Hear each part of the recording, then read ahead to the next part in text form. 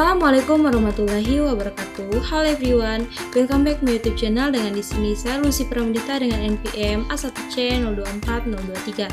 Saya berasal dari kelas 1B Program Studi Pendidikan Matematika, Fakultas Keguruan dan Ilmu Pendidikan. Dengan dosen pengampu saya Dr. Muhammad Kristiawan MPD. Teman-teman, pada video kali ini saya akan membahas materi mengenai manajemen pendidikan non formal dan PAUD. Jadi untuk teman-teman mohon disimak. Di sini, pendidikan non-formal adalah jalur pendidikan di luar pendidikan formal yang dapat dilaksanakan secara terstruktur dan berjenjang. Satuan pendidikan non-formal terdiri dari lembaga kursus, lembaga pelatihan, kelompok belajar, pusat kegiatan belajar, dan majelis taklim, serta lembaga sejenis. Baiklah, sedangkan pendidikan anak usia dini adalah pembinaan anak dari sejak lahir hingga usia 6 tahun.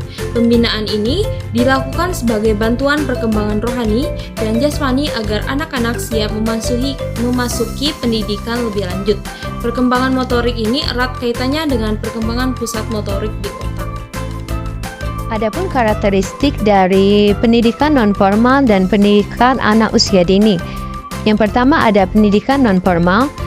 Yang pertama memiliki waktu belajar yang lebih singkat dibandingkan pendidikan formal. Yang kedua, waktu dan tempat belajar dari pendidikan non-formal disesuaikan dengan situasi dan kondisi peserta didik dan lingkungannya. Yang ketiga, ada tujuan dari pendidikan non-formal adalah menaikkan status sosial atau menciptakan lapangan pekerjaan. Adapun pendidikan anak usia dini, yang pertama berbasis permainan. Di sini pembelajaran dilakukan melalui permainan yang menyenangkan dan merangsang perkembangan anak. Yang kedua ada holistik, yang mana mempertimbangkan seluruh aspek perkembangan anak secara terpadu. Yang ketiga ada individualisme, menyesuaikan proses pembelajaran dengan kemampuan masing-masing anak. Di sini ternyata terdapat beberapa tantangan dalam mengelola pendidikan non-formal dan pendidikan anak usia dini.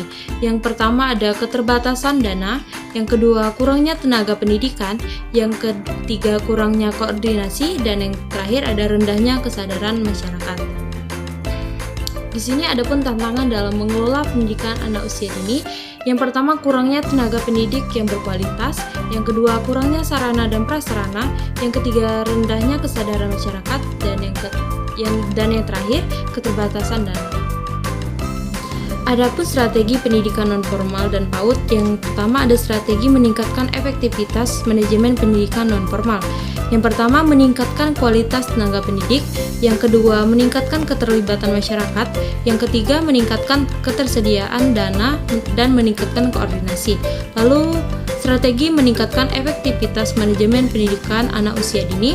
Yang pertama peningkatan kualitas tenaga pendidik, yang kedua peningkatan sarana dan prasarana, dan yang ketiga peningkatan keterlibatan masyarakat, dan yang terakhir peningkatan ketersediaan dana. Baiklah, adapun kesimpulan yang dapat kita ambil dari materi yang sudah saya jelaskan. Di sini manajemen pendidikan non-formal dan pendidikan anak usia dini merupakan hal yang penting untuk mencapai tujuan pendidikan yang berkualitas. Untuk meningkatkan efektivitasnya diperlukan komitmen dan upaya bersama dari semua pihak, termasuk tenaga pendidik, orang tua siswa, dan masyarakat. Dengan menerapkan strategi yang tepat dan mengatasi tantangan yang dapat dihadapi, diharapkan kualitas pendidik di Indonesia dapat terus meningkat.